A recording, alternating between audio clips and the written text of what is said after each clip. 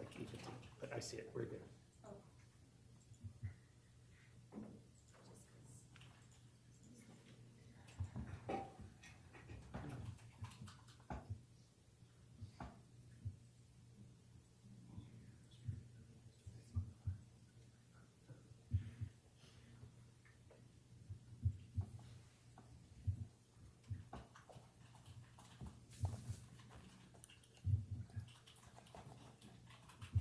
Did I?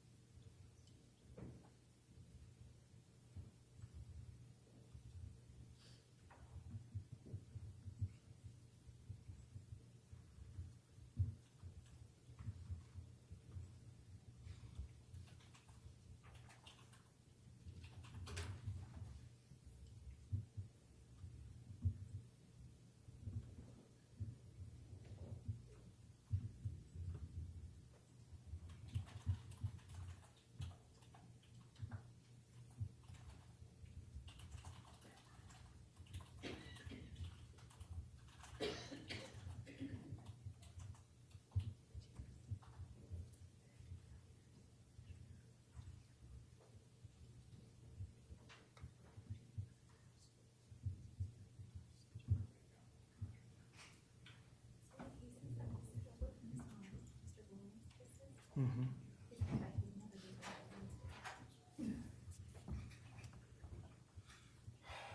Should I do it, I don't know, Tuesday or Monday at 8:15 or Tuesday at 8:15 or something like that? Would you all accommodate? I feel bad for that, like, although. Yeah, that's right. That's right.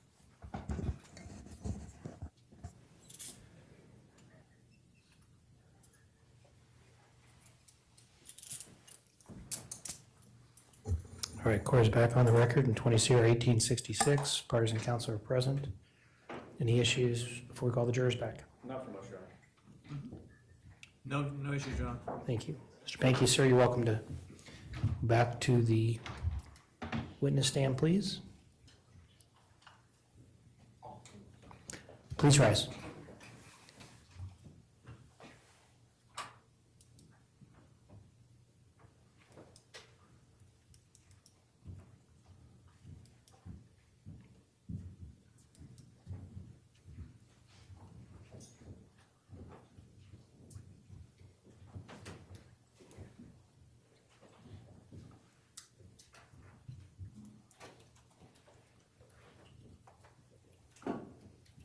Please be seated.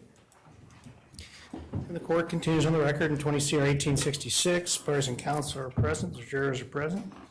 Mr. Pankey is in the witness stand. Mr. Work, you may continue. I'm going to touch on a couple of things we were discussing this morning. You talked about earlier fact that you only read part, not all, of the discovery. Did you read the reports about your police contact on December 19th, 1984? I have not. Would it surprise you if I told you that there is absolutely zero reference to the word wrecker anywhere in these police reports? It would not surprise me. Okay. We were also talking about the letters that you wrote to the district attorney's office, to my office, and specifically I was referring to a letter that you wrote in August of 2013. Do you recall that discussion? I recall we had a discussion about letters. Your Honor, may I publish previously admitted Exhibit 177, please? You may. Over your right shoulder there is the letter that you wrote to the district attorney's office dated August 14th, 2013. Is that accurate? I assume so. Okay. And you see that it was addressed to Investigator Keith Olson? Yes. Do you recall writing the following sentences, excuse me? Ms. Matthews' disappearance is under the federal jurisdiction of the FBI under the Lindbergh Law. If a dude with a history of violence against women had gained understated knowledge, he would need an irrevocable Colorado state and federal deal granting immunity from prosecution. Detective Pearl, can you zoom in on that so Mr. Pankey can see it? Did you write those words, sir? Yes, sir. You cited to the Lindbergh Law. Yes. Lindbergh Law is the federal law dealing with interstate transport of abducted children. Right. And you talk about a dude with a history of violence against women. Right. And you use women in the plural sense. Yes. Is the other woman Jonelle Matthews? No. Thank you.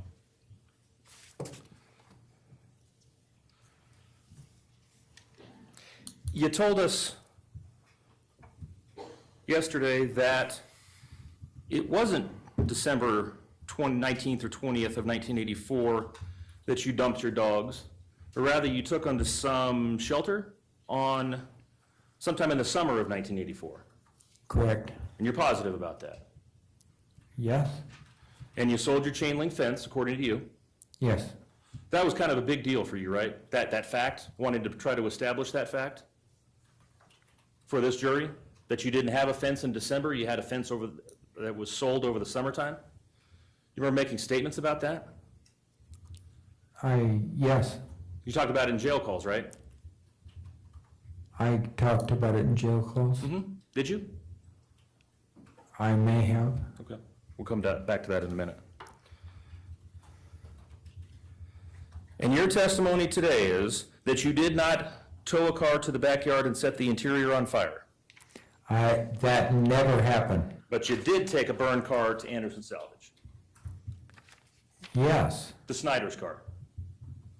The Snyder's car, yes. Datsun B210s and B610s were your favorites? Yes. You sold them quick. Yes. And you told us that you didn't know that Angela Hicks was so bitter towards you as she is.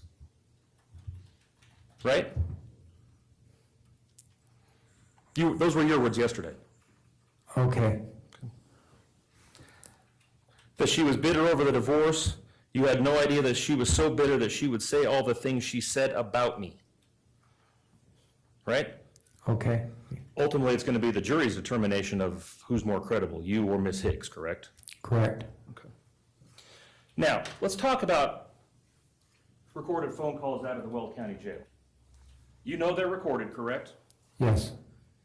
You know that they are subject to monitoring. Yes. You have a specific PIN number that you have to enter in order to access phones, correct? Correct. Okay. And you know, through discovery in this case, that some of your phone calls have been monitored, Yes. have been recorded, Yes. and have been provided to you and your counsel through the Greeley Police Department in my office. I know that they've been provided to my counsel. Okay. Have you listened to any of them? No, Have you seen the reports summarizing them? no. Would you agree with me, Mr. Pankey, that, well, let me ask this first.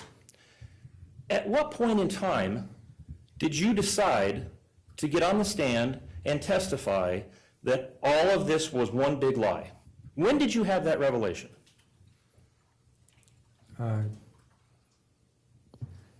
It had been building over the course of the case. Let me ask it more specifically. Did Okay. you come to that conclusion before or after Dr. Chamberlain testified?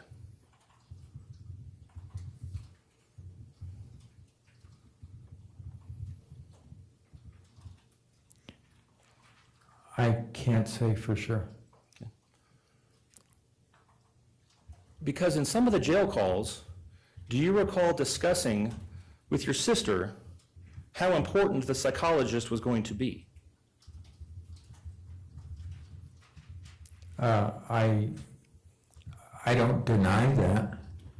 Do you recall discussing with her how crucial that witness's testimony, the psychologist, was going to be? Jeff can ask the answer. It's phrased differently, Your Honor.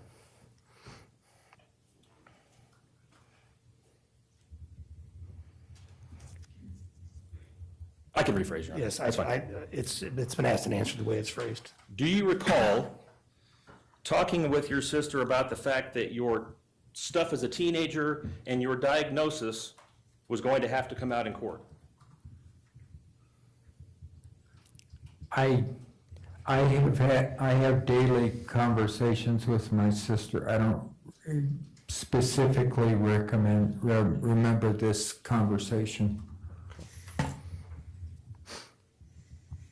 Do you recall in a phone conversation February 6, 2021, 3:15 in the afternoon, asking your sister if she wanted to, quote, go over the psychologist stuff with me or not?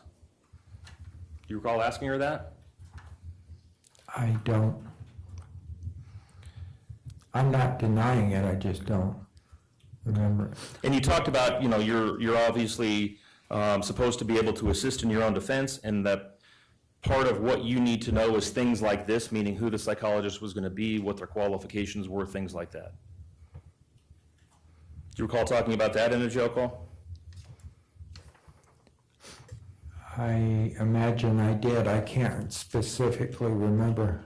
Okay.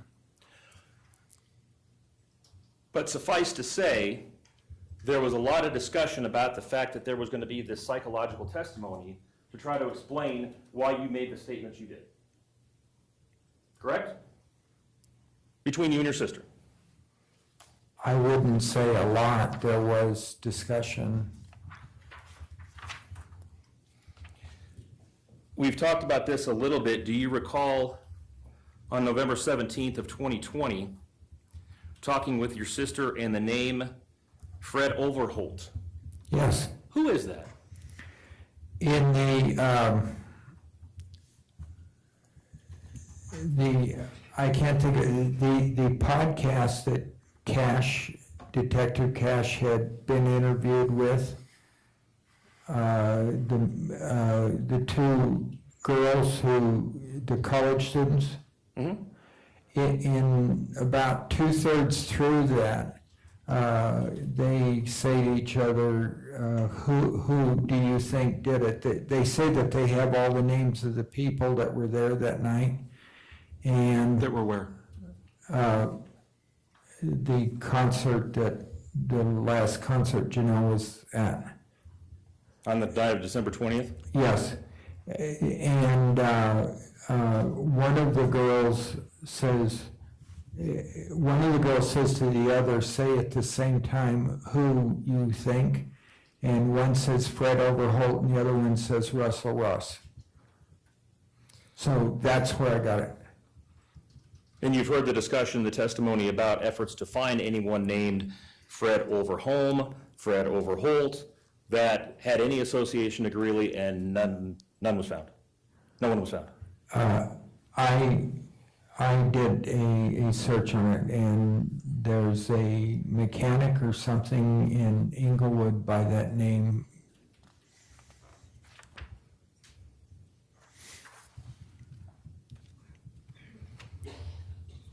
Who is Sherry Casper?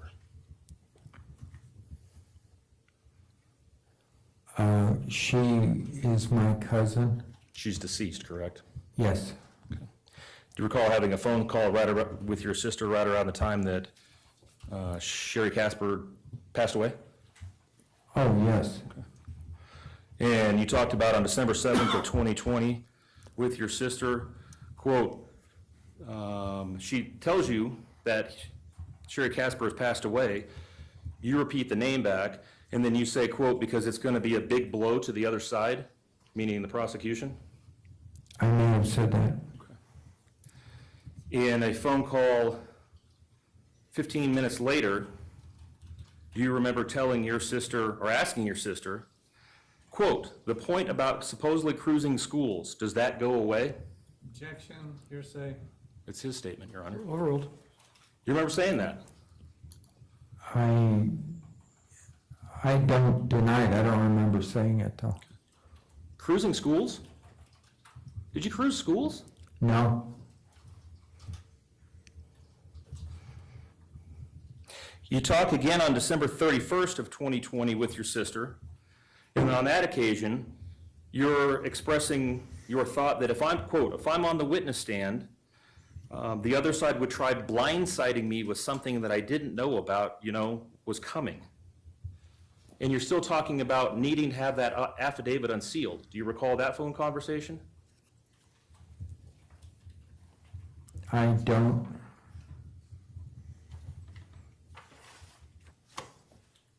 Mr. Pankey, what is the 9? Can you repeat that? What is the 9? Oh, they're guns. How many? There were 10 guns originally, correct? That you're talking with your sister Terry about? I guess let me ask this question first. Why are you talking in code about guns with your sister?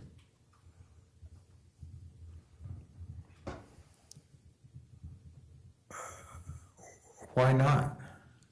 I'm asking, why are you so concerned about using the word gun on a jail recording that you will refer to it as the 10 and the 9? Because I wanted her to deal with it without being unreasonable interference. Unreasonable interference with what? With her taking them. So there were, when you're talking in code, you're talking about the 10 means 10 guns. Terry says to you she kept 1, and the other 9, 1 was given to Mr. Pack, the other 9 she kept. And she's referring to him, and you're referring to him as the 9, correct? That's not totally accurate, but yes.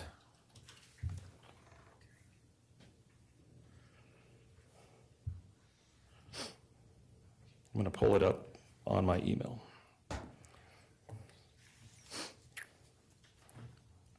October 31st of 2020 at 2:04 p.m., you ask your sister, quote, were you able to get the 10 things to Pack? You remember saying that? Yes. And she said she gave 9 of the things to Pack from Pankey's home in Meridian. Terry said she will maintain the 10th item, which was obtained from your Twin Falls home. Yes. So you're using code words, right? I wouldn't call it code. 60 days later, on December 30th of 2020, you once again ask, he, meaning Mr. Pack, still has the 9, right? Yes.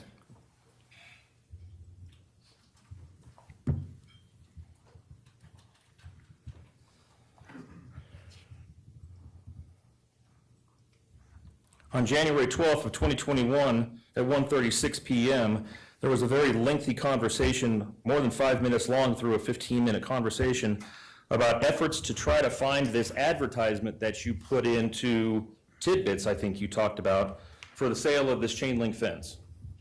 Correct? You remember talking about that? I have no idea what you mean by Tidbits. It's a little magazine that had a little circular where you could put in classified ads, things were for You're sale. talking about Thrifty Nickel? Thrifty Nickel. Remember trying to find that advertisement? Yes. Asking that that advertisement be found? Yeah, You talked about it being crucial. yes. Never was found, was it? As far as I know, no. Again, on February 5th, 3 weeks later, you're asking your sister Terry if the attorneys had found the, quote, needle in the haystack, the thing they were looking for. Right? That's that advertisement. No. No? What was that? That's the $15,000 check I wrote to Angie. Before you were arrested? Several years before I was arrested. To settle up the expenses for Carl? Yes, Now, on that point, the point of finances, money, you testified that Angela, in one of her motivations for testifying against you in the manner that she did, was because she wanted $100,000 for her retirement. yes. Wouldn't that be a motive for her not to testify, trying to get money from you?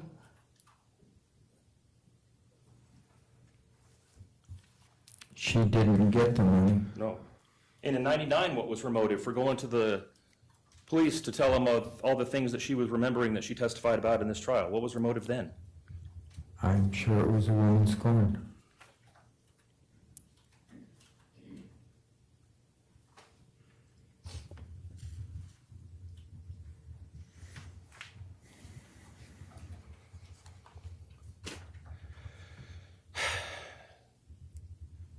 Would you agree with me that when an individual makes up a story, that story should account for all the extraneous information, all the evidence, all the statements that exist in the course of a particular event that someone is trying to tell something, a mistruth about? Objection, It's foundational for what I'm leading up to, Your Honor. argumentative. Overruled. I think it would be helpful. Okay. In other words, if you're going to make something up, you don't want to leave out references to or disregard information that might contradict a story that an individual is making up. Right? Objection, relevance, argumentative. Yes. I sustain as to argumentative. Assumes facts, not an Yes. Okay, well, let me ask it this way. Your testimony is that you made up all of these lies in the public and in your pleadings in court in order to get back at Russ Ross, the Greeley Police Department, and Sunnyview Church of the Nazarene. That would be a secondary or third level reason. What's primary? I did not want to, at some point, be forced to testify against Jim Matthews. Are you trying to sit here and tell this jury you think Jim Matthews is responsible for his daughter's death and disappearance? Absolutely not. He, his wife, and his daughter were totally truthful that they did not know me.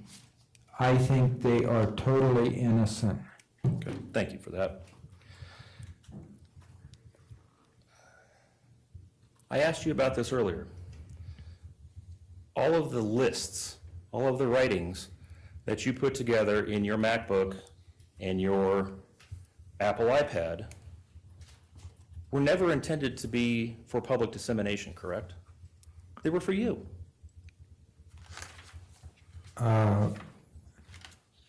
Some were work product in process for publication.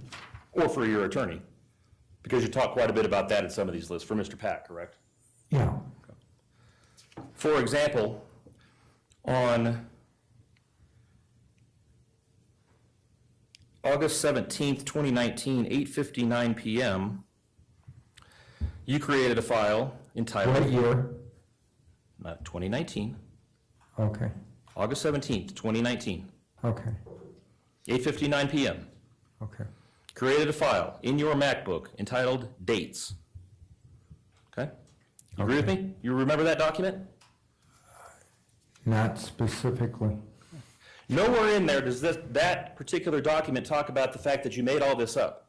Instead, what you're researching and what you're writing about is cops who are Brady dead, meaning are incredible, DA sanctioning bad behavior, reluctant witnesses, Brady, the Mormon Church, Robert Cash, returned phone call from the DA's office. You're putting together all the information necessary for a criminal defense, right?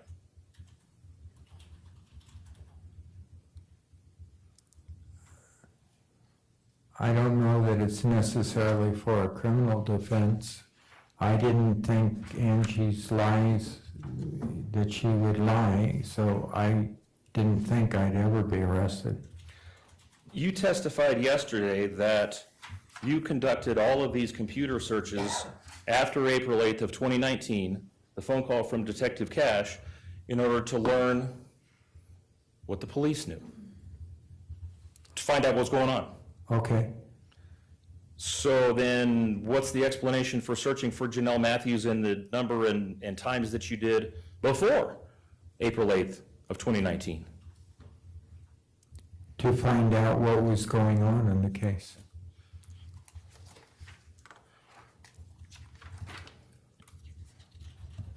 You Googled the term jury nullification, didn't you? Okay. If you say so, I don't remember doing it, but Do you remember what you found? you tell me. Oh, I'm asking, what did you find? I don't know. Do you know what that term means? Jury nullification is, I'm not sure. Did you find out that jury nullification means asking a jury to return a verdict on things other than the evidence before them and the law before them? In other words, returning a verdict for extraneous reasons? Okay, Judge, I'm going to object to the prosecutor defining legal terms. That's up to the court. It's not illegal. Did you know that? I did not know that, no. Did you learn that in the course of your searches? I don't think so. Why did you Google that term then?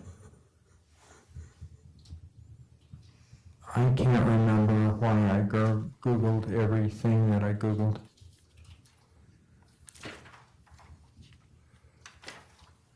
You also included or created on August 17th of 2019 a document entitled Why Not Talk to GPD? Do you recall that one? No, I don't. And you indicate in that document, again, created at 9:06 p.m., I have reason to be a reluctant witness.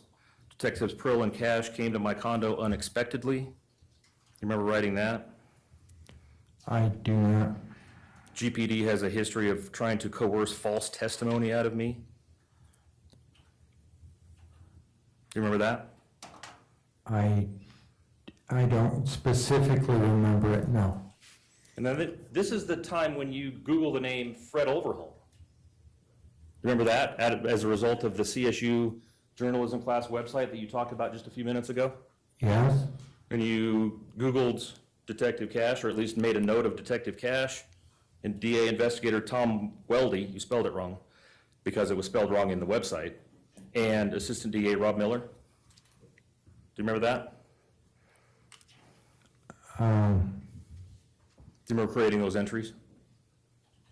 No, I don't. Do you remember that was the time where you found out from that CSU website that there was no DNA evidence found in and around the gravesite where Jonelle Matthews was found or on her body that would link to a suspect, and 2 days later you go and volunteer your DNA to John Dobner? I never read that there was no DNA. Well, you just told me that 2/3 of the way down that website, there's a reference by these two girls to Fred Overholt, thus the jail call. You I just never said 2/3 down that website. Let me finish my question, please, sir. You also just told me that you wrote down in conjunction with one another, Fred Overholm, lead detective Robert Cash, DA investigator Tom Weldy, again spelled wrong on the CSU website, and assistant DA Robert Miller, all of whom were quoted in that website. Also in that website is a statement that there is no DNA evidence linking a suspect to Jonelle Matthews, and 2 days later you run and give your DNA. I never saw that website. I heard the recording of the podcast. So is it miraculous that you spelled Tom Weldy's name exactly the same way as it was spelled on that website? Objection think- argumentative. Sustained. You didn't know how to spell Weldy, so you just spelled it this way, and it so happens it's spelled the same way on that website? Correct.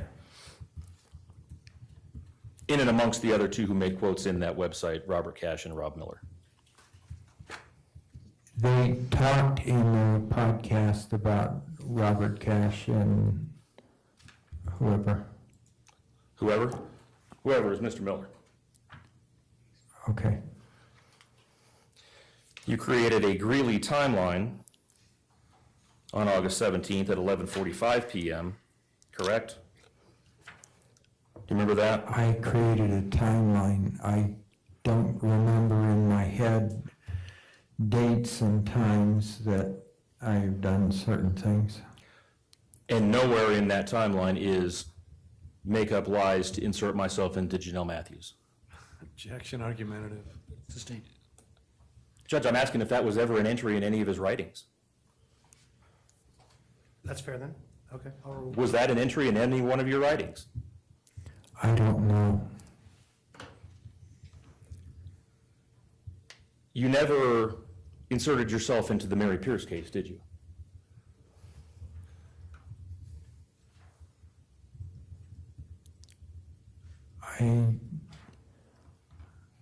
I had talked about the Mary Pierce case. I wrote about it in Graveyards. No, you dedicated it to Mary Pierce.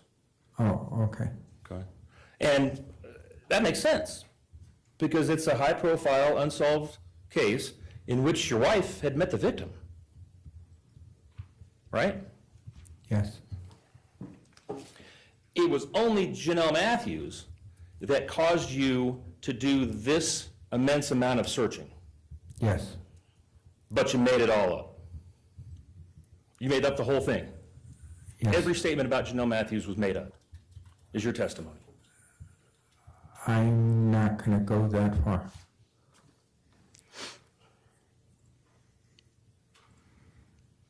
So in order for the jury to believe that all of this is made up, Mr. Pankey, doesn't the jury also have to find that there's a conspiracy against you to frame you for this murder? Because it's not just your statements. It's statements of other witnesses that forms the evidence in this case that the jury has to consider. Would you agree with that? Objection. Not in that. I'll sustain. Rephrase, please. There had to have been an agreement by a number of different people to tell the same story about you that happens to coincide with the lies you told, right? For this whole story that you've told us to fit. I don't think that's accurate. Okay. There would have had to have been collusion between Mark Lockwood, Angela Hicks, Robert Cash, Mike Prill to frame you. I don't think there was collusion. If I can have just one moment. You may.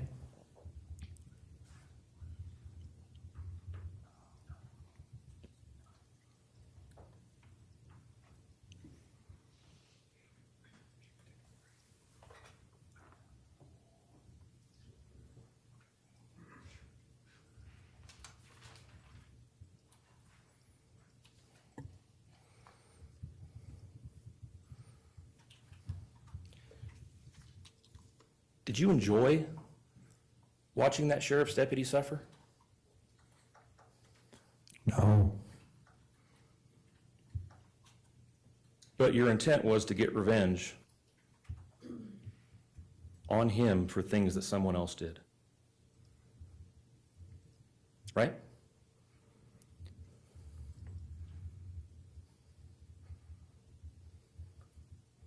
I would not put it that way. You caused him to suffer because of your perceptions of others.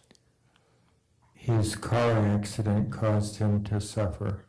No. I took him to the hospital, but I did not give full aid. You didn't give any aid. You sat there and listened to him scream for 8 to 12 minutes begging for assistance. And you stared at him.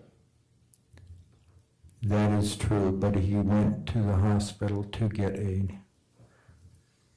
And you did that because of your perceptions of others. Right? The other white cops that you hated.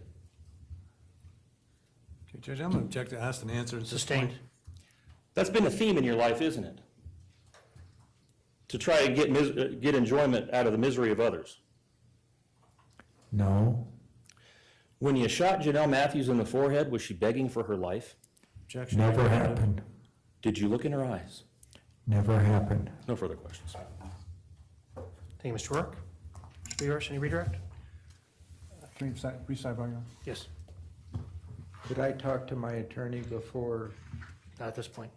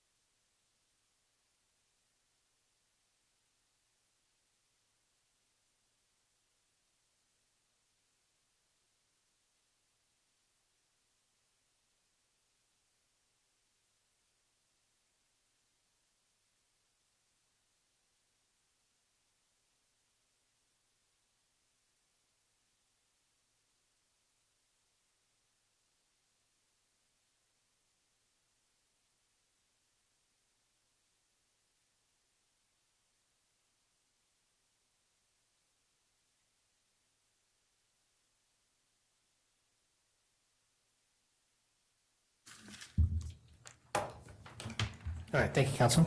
Mr. Viorst? Thank you, Your Honor.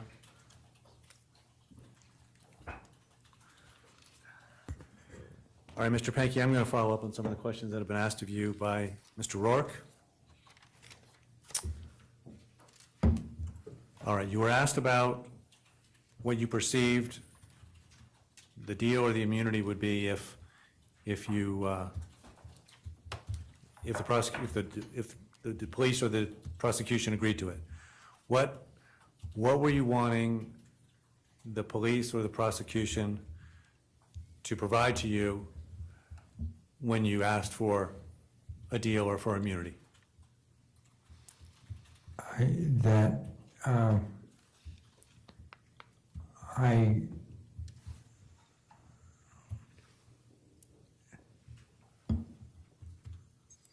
I could, would never be forced to testify against anyone.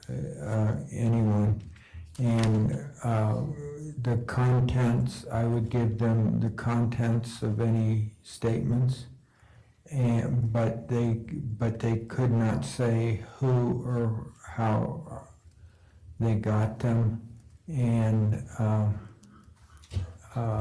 that it would be stipulated that my December 20th through 26th statement was fact. Okay. So you did not believe you had done anything wrong, is that correct? Right. So you were not asking for them to exonerate you for any criminal acts? Correct. Okay.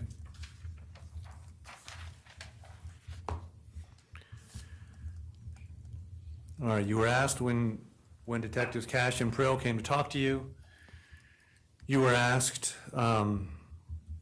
what you felt you would have had to prepare for to get ready for them. I mean, did you feel that it was appropriate for them to just show up at your door? No, I thought it was unethical as hell that two cops just show up at my door and want me to talk to, they wanted to get the district attorney on the line and me talk to him about a deal when they knew from Mr. Pack that it was to be straight between attorney to work it out. Okay.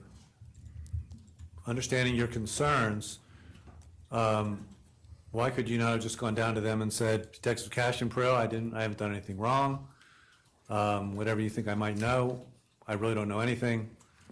And so, I'd just like you to leave me alone. Why couldn't you have just done that? Shoulda, woulda, coulda, I guess, hindsight's 20/20. Okay. I just want to clarify, when you said Detective Prill, there was some there was some saliva involved. I mean, you're not saying he actually shot you with a wad of spit, right? You're saying he just was yelling at you and spit came out of his mouth. Is that fair? He was standing close to me, and spit came out of his mouth. yes. Okay. Thank you.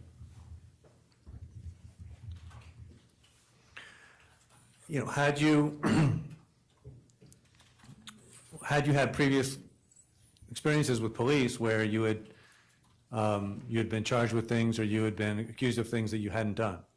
Oh, yes, Okay, so was that a concern you had when talking to them? absolutely. Okay.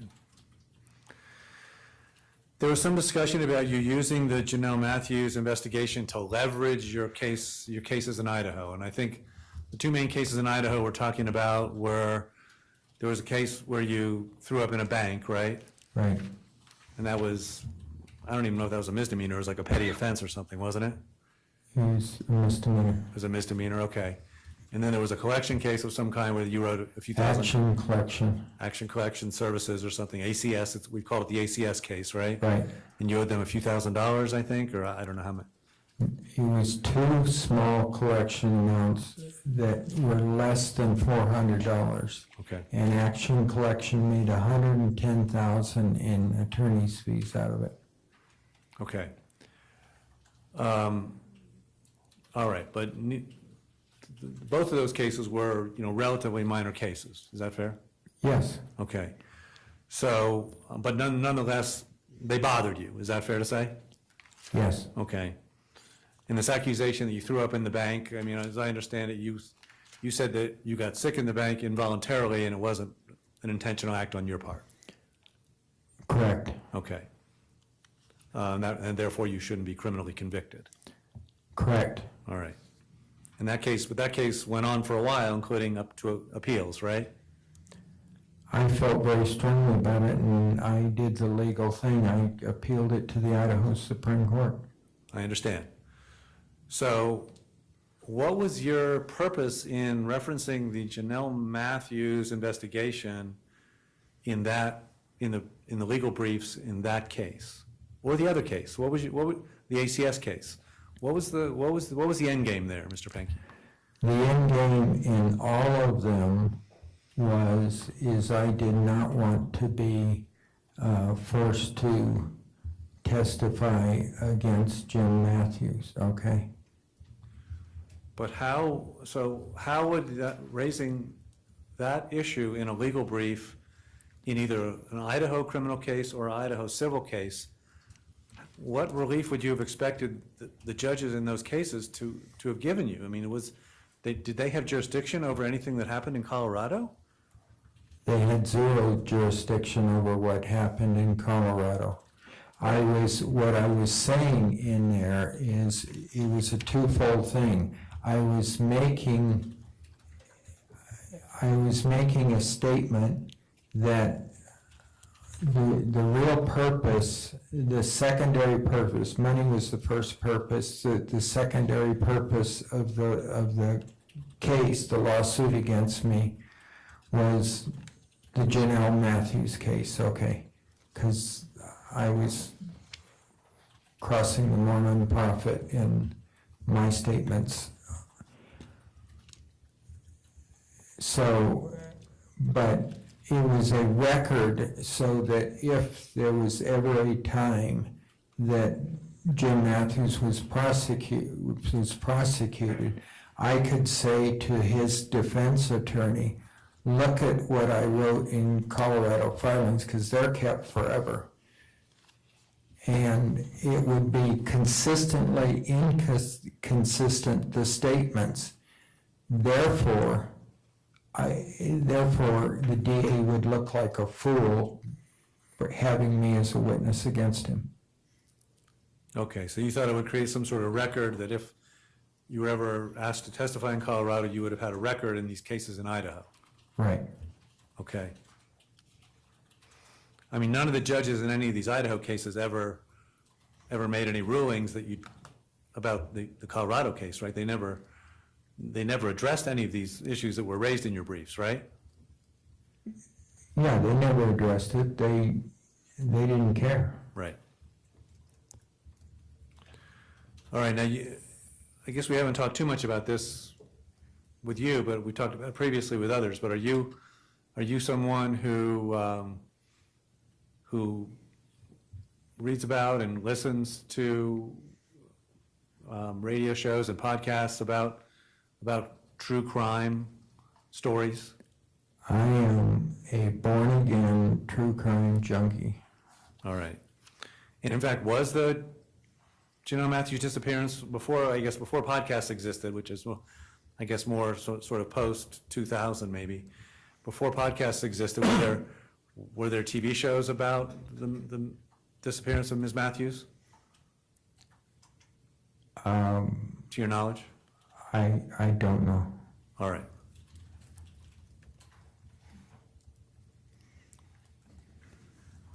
Had you seen anything about it on or after 2000? Did you see, was it on any of these these true crime TV shows or?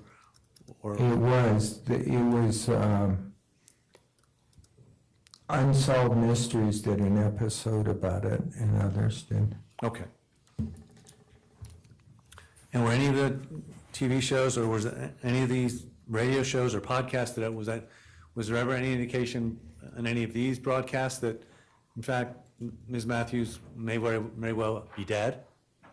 Oh, yeah. Yeah. There was a 10-year celebration where she was declared dead. Okay. I mean, that was online. Okay. And you're aware, having listened to a lot of these shows, that the people who are missing for a long time generally turn up dead? Yes. Okay. All right. You were asked about some of the statements you made in these letters to the DA, and I guess some of the legal briefs we've talked about also. And I think you said yesterday something about wanting to be a big man. Was that part of it as well? Was that go into your thinking at all, or not? I would say that was a minor part of it, but a part of it. Okay. You also made a reference, I think in some of your writings, that there was smoke but no fire. Yes. What did you mean by that, Mr. Pankey? Well, I think without Angie's statements, there ain't nothing there. That's what I meant by the smoke but no fire. All right. I mean, as far as the information you had, was it more smoke or fire? Smoke. Okay. I think you told Mr. Rourke that the letters you wrote about Jonelle Matthews to the DA's office and others were to some extent a cry for attention. I don't know. Did you say? Yes, I guess, yes. All right. I mean, you are a guy who does seek the limelight to some extent, right? I mean, you've run for governor of Idaho, right? Twice. All right. I mean, that's a pretty high-profile job, right? I would say so. Okay. It's the chief executive of the state of Idaho. Yeah. Okay.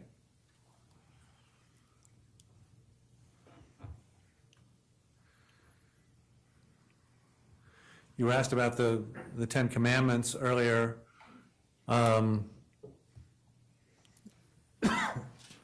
As relevant here, I think you said the sixth commandment is what? Thou shalt not murder. Okay. And what's the ninth commandment? The ninth commandment is that you don't bear false witness. Okay. Is that why you've come out today and finally acknowledged that, at least as to the conversation with Harold Hicks, that you were bearing false witness, if you will? Yes. To our founding fathers, your swearing an oath was a big deal. That's a big deal before God. This is the first time I've sworn an oath to anything in this case. All right, this is the first time you've testified in court about this matter? Yes, Okay. You take that seriously? yes. Okay.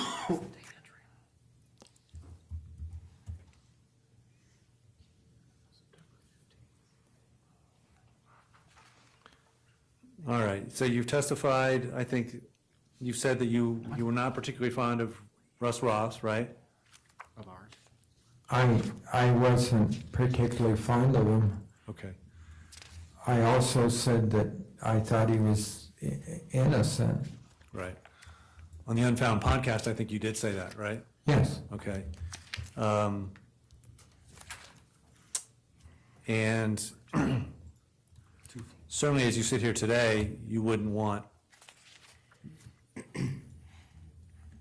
Russ Ross to get in trouble for anything related to the disappearance of Jonelle Matthews, right?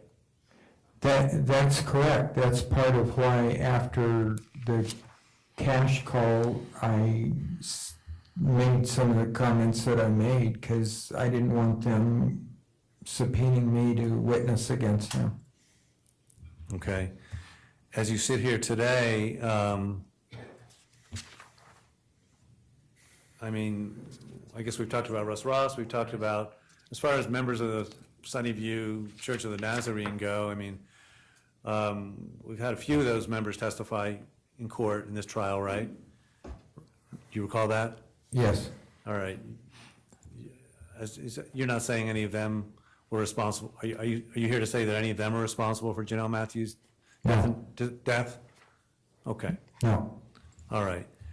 And I understand there's been some conjecture on your part in the past. As you sit here today, Mr. Pankey, Are you saying that anyone at the Greeley Police Department had any responsibility for Jonelle Matthews' death? No. Okay.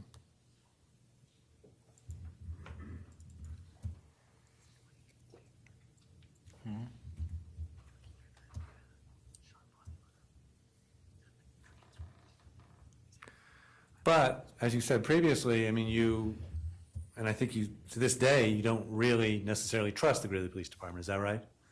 Correct. All right, is that why you didn't really want to talk to them about what happened, about it? You didn't want to talk to them about the Jonelle Matthews matter because you were afraid they would misconstrue your words? It's happened many times before. Okay. I think there was a discussion you wanted to have, and I think you weren't able to get there during cross-examination, about the Greeley Police Department, how at one point you had actually applied for a job there? Did you, is that accurate? You applied for a job at one point? I picked up the form there, Okay, and it was very lengthy, and I came back and I talked to I believe it was a sergeant, I don't remember the name, and I said that I had experimented with marijuana as a teenager, and that I had had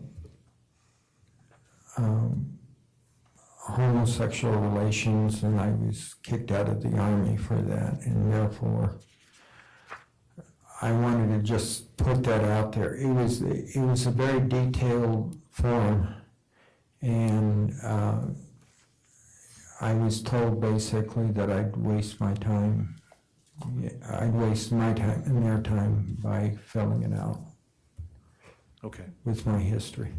All right, so just to address that last point real quick, you understand your Army records don't explicitly reflect that there was any discipline or any recognition that you had anything other than heterosexual tendencies, right?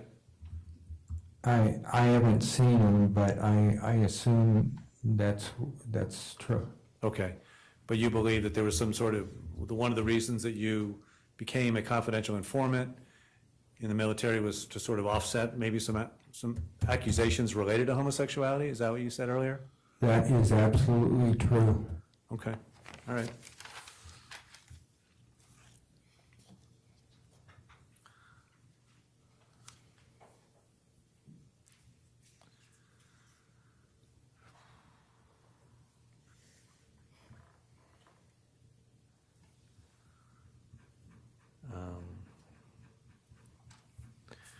Okay, you said, you've called Angela several times a woman scorned, right? Yes, All right, let's be honest here, Mr. Pankey. You were not, God's gift to the husband class during your marriage, were you?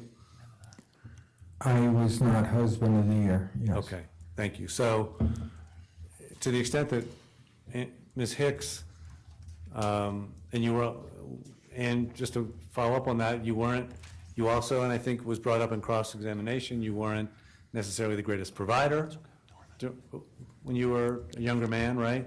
Correct. You also may not have been father of the year? Correct. Okay. So, and you and Ms. Hicks had some marital problems that were partially your fault as well. Would that be fair to say? Correct. Okay. And in fact, she may have been taking mercy on you when she agreed to have sex with you, right? That's correct. Okay. So, but neither one of you was necessarily happy with each other at the time of the divorce, right? Correct. Okay. And the divorce was a somewhat hostile divorce, right? It was hard fought, right? Correct. It was expensive. Correct. And there were some bad feelings at the end of it, right? Correct.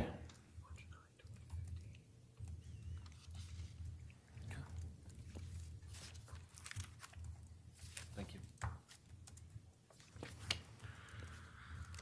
All right. Regarding this business about the Yellow Pages ad, I just wanted to clarify, did you, I think there's been testimony, the Yellow Page ad or the White Page ad came out maybe closer to the end of the year, right? Yes, All right. Did you pay for it at the same time it came out, or was there some sort of gap in time between when you paid for it and when it came out? I don't know that I ever paid for it. When I had ordered it, there was a gap in time of months between the time that I ordered it, and I went out of business by the time it came out. All right.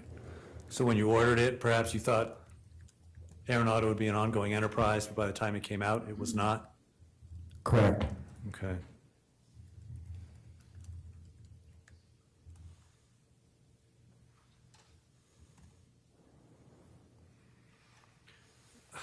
All right, Mr. Pankey, I'm going to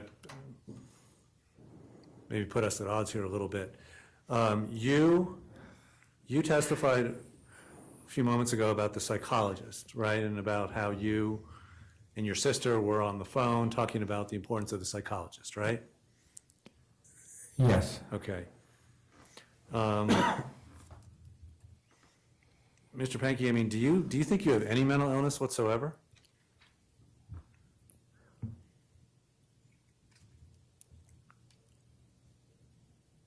No. Thank you.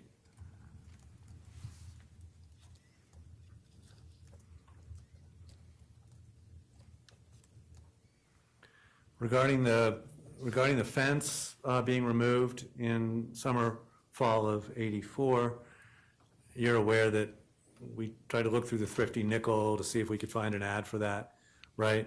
Right. And As I understand it, there was no real records of Thrifty Nickel. right, well, we tried to. That's true. We tried to look for Thrifty Nickel, and there was no history of the Thrifty Nickel at all. Right. Okay. Greeley Tribune we could not find one. Right. Okay. But you felt confident that you sold the fencing in the summer or fall of '84, right? Correct. All right. And did you sit here today, you still feel confident of that? Yes. Okay.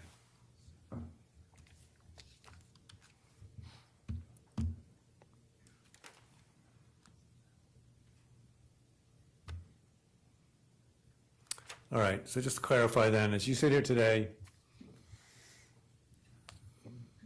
do you believe Jim Matthews had nothing to do with the disappearance of his daughter? Correct. Okay. Did you have anything to do with the disappearance of his daughter? No. Okay. Thank you, nothing further. I'm going to do a sidebar real quick, counsel.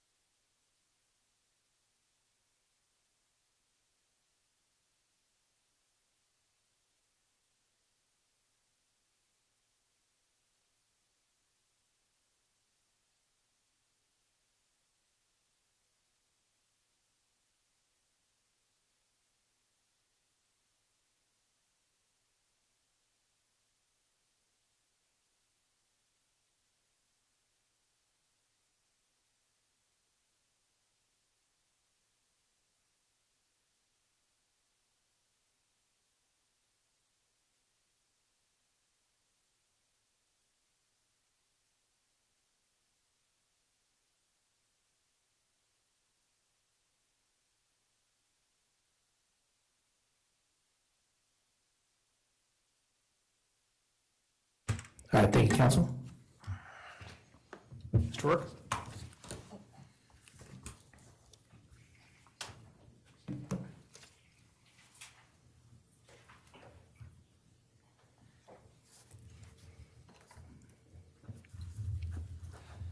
You keep talking about this understanding of what you wanted the deal to be.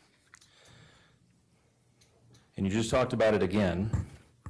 And you said that part of the deal was going to be that you wouldn't have to reveal the contents of these statements. What statements?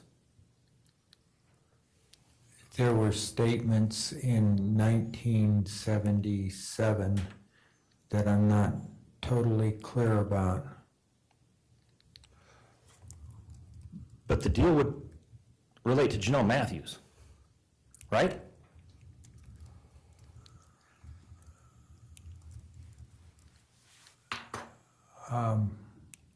Not directly, no. And part of what you wanted your deal to be is an overt stipulation that your statement of facts that has become your narrative was in fact fact, correct?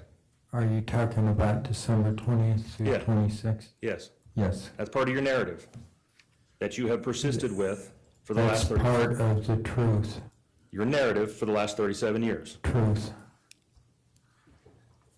And you told your attorney that you never asked for complete exoneration?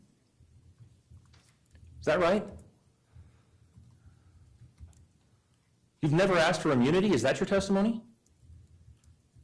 I have never said that. Didn't you just testify that you have never made a request for complete exoneration? I misstates the evidence, Your Honor. That's why I'm asking. Okay, let's just have him clarify, please. Did you ever ask for complete exoneration in the Jonelle Matthews case? I didn't hear what you said. I was just saying, he can clarify with you. So you can answer the question. He has the right to clarify that issue. You're, Okay, let me ask it this way, Mr. Pankey. Have you ever asked for immunity? I have asked that, well, immunity I would call, which is a stipulation of December 20th through 26th. No. We talked about the fact that immunity means that you are completely free from any prosecution related to Jonelle Matthews. And you told us yesterday you were afraid of being charged with lying. I was afraid of being charged with lying. Is that a crime? Is lying a crime? The judge said under penalty of perjury when you testified. Under oath, Okay. yeah. But you said you were afraid of being charged by the police with lying about Jonelle Matthews, and that's why you needed immunity. I have had 20, Just answer my question, Mr. Pankey. Have you asked for immunity or not? yes. So while you're under oath, given the importance that you place on this oath, as you just testified, what answers did you give Mr. Viorst yesterday that he said were bad? What answers? I object again on attorney-client privilege, Your Honor. Well, they've been asked and answered. I'm not going to go back over this again. But he just indicated his importance that he places on the oath. Earlier, he said he doesn't remember something that happened yesterday. I'm asking him if he persists in that statement, given his importance that he places on an oath. I'm not going to allow it. Okay. You just talked about the fact that you don't think you have any kind of mental health issues. That's my opinion. On August 18th of 2019, at 9:30 a.m. in the morning, did you research INFJ-high-functioning Asperger's autism spectrum, easily distracted, impulsive, non-impulsive, decisions equally good/bad? I don't remember that long a title. What's the date again? August 18th of 2019. Okay, that would be after I listened to the Unfound podcast, the show where he comments after people put in their comments about the show that we listened to. And many of them thought that I had Asperger's and that I was on the autism spectrum. Mr. Pankey, you hadn't done the Unfound podcast yet. Not on August 18th of 2019. Okay. Because I did search then. I'm telling you, you searched on August 19th of 2019 Okay. for the very same diagnosis that Dr. Chamberlain came in here and diagnosed you with. Okay.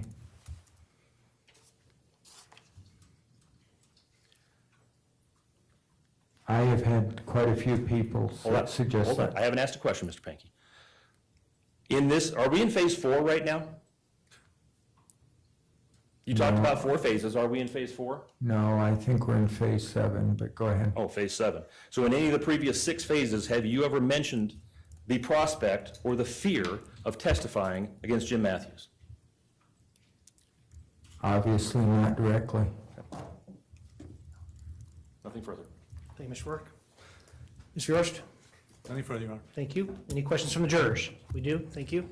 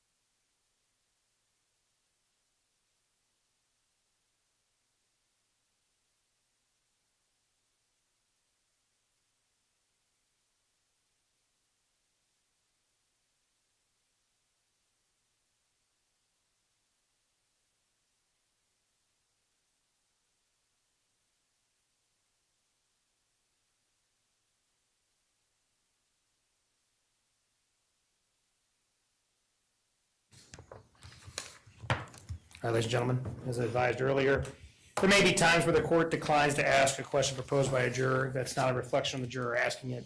You should not attach any significance to the failure to ask a question proposed by a juror, nor speculate about what the witness would have said or why the court is declining to ask the particular question. With that, Mr. Pankey, if I may, what was the route you took from Greeley to Clotis Auto? The route you took from Greeley to, if I'm pronouncing it properly, is it Clotis? Clodes, Clotis Auto. just get on the freeway and head to Denver. I don't remember exactly where it was, but it was in the Denver area. So I went on the freeway. And when you say the freeway, 34 to 25, or what are you referencing freeway? I can't remember now. What was the route you took from Kersey to Clotis Auto, to Clotis Auto? I never took from Kersey to close the auto. Okay. You said you never fired the gun from the security guard job, but then you said you fired a gun at a fence. Was this the same gun? No.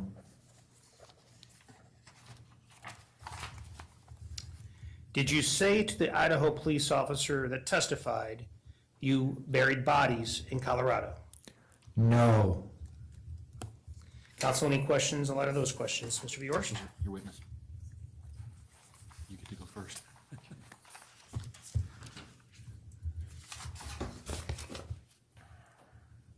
All right, so I guess just to follow up on the last question, well, let me ask you this. So the gun issue, the gun from the security guard job,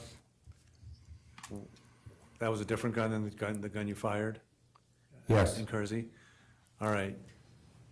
Well, what happened to the gun from the security guard job? I pawned it at a pawn shop. Okay. What happened to the gun that you fired in Kersey? I gave that to my cousin Claire. Okay. Did you own a gun in December of '84? No. Regarding Officer Edgerton's testimony that you said that you had buried bodies in Colorado, you did not say that to her? I did not say that to her. All right. Are you aware of any motive for her to make something like that up? Yes, do you want me to give it? Go ahead. I'm going to object as a hearsay, Judge. Well, I'll ask a leading question. Thank you. Did you and Officer Edgerton, did you get along? No. Okay. Thank you. Nothing further. Thank you, Mr. Viorst. Mr. Rourke. Thank you. Did you just say you never went from Kersey to Clotis? Yes. I thought you said you started Aaron Auto when you were in Kersey at the trailer. There was no trailer in Kersey. That was an old farmhouse. Okay, so the trailer that you and Angela lived in before you moved to 1696. Road 47 and a half. Okay. Let me ask this. How would you get from Road 47 and a half to Clotis? I would go back into Greeley and then down. I don't remember the roads now. So you would go all the way through Greeley, all the way to I-25, and then south to Denver? Is that what you're telling us? I'm not sure. I honestly don't remember. Okay. But you're telling us that you're certain you didn't go down County Road 49? I don't know what County Road 49 is. That's the road where Jonelle Matthews was found. That's what you're saying. Okay, it maybe would have been called the Kersey Cutoff back then. Have you heard that term before? In this trial. No further questions. Thank you, Mr. Nothing Viorst. further. Any other questions from the jurors? We do, thank you. 72. 73. I can't count, so thank you.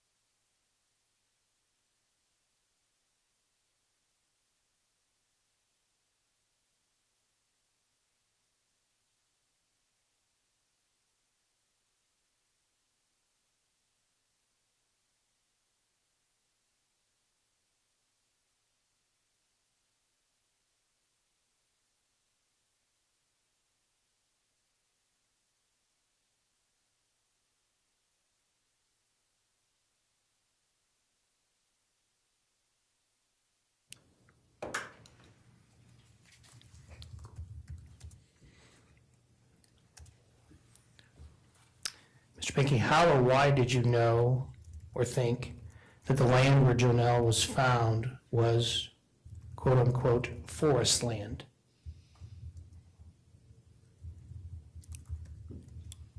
I don't know that I said or didn't say that it was forest land. I thought it was just out there. It was, I knew that there was no city out there. Did you know it wasn't being farmed on a regular basis? I didn't know either way. Which gun did you fire at the fence? The second gun. I think it's asking for what type of gun did you fire at the fence? Oh. I didn't know much about guns back then, and it was either a .44 or a .357, but I'm not sure which. Thank It was you. loud. Thank you. Any questions on a lot of those questions, Mr. Viorst? No, sir. Mr. Rourke? No, sir, thank you. Thank you. Any questions, other questions from the jurors? Very well. Seeing none, you may step down, sir. Thank you.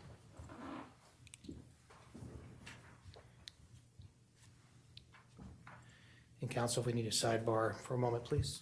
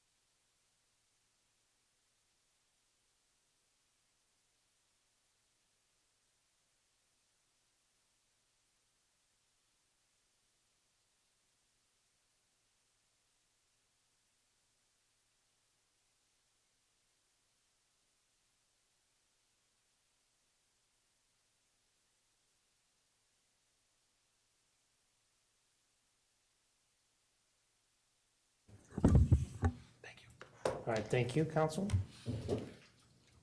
Mr. Viorst, any other witnesses on behalf of Mr. Pankey? Your Honor, the defense rests. Thank you.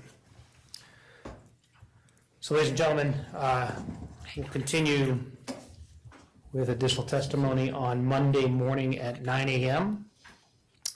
So I'll advise you again that until the trial is completed, you must not discuss this case with anyone. That includes your family, people involved in the trial, other jurors, or anyone else. Someone approaches you and tries to discuss the trial with you, please let me know about it immediately. It is also important that you must not read or listen to any news reports of the trial. Do not in any way try to gain any information about this case outside the courtroom. That includes refraining from researching on the internet, medical law books, encyclopedias, or dictionaries. The social media advisement continues throughout the trial. Finally, it's especially important that you do not form or express any opinion on the case until it is submitted to you. So I wish you a good weekend, and we'll see you back here Monday, please, at 9. Thank you. Please rise.